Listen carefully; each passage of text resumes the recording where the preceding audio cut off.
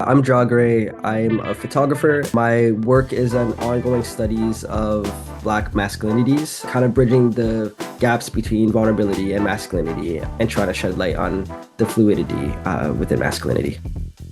My family is from Jamaica.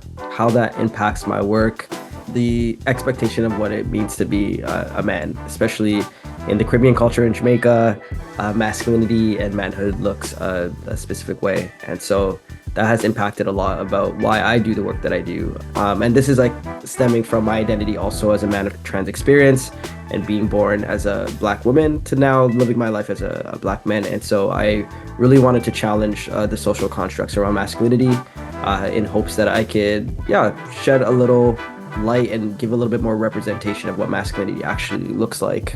This exhibition, Putting Ourselves Together, came from a project.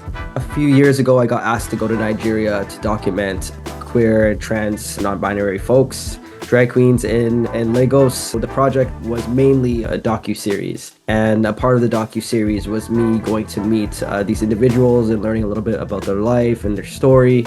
And then I would use the information that I gathered with Uche, who is also the creative director and stylist, to then take portraits of these people. Everything that everyone was wearing was styled and designed by Uche, which was amazing. And you were seeing him like fitting them and putting it on right then and there, creating this look. Unfortunately, one of the participants, Fola Francis, that I documented ended up passing. I felt like there was a sense of urgency to get these photos out there.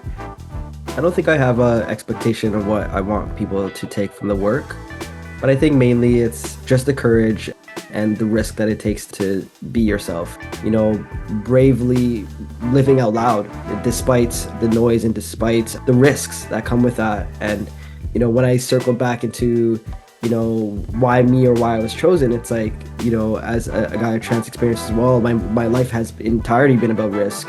I was willing to lose it all to then be who I was and exist in the world that felt fitting to me.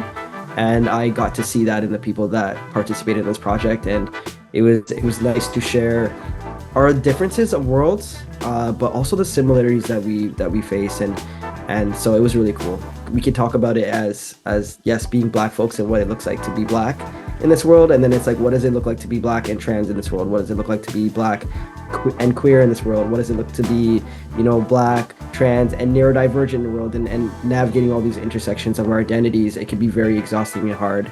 There's many times that I've cried hearing these stories.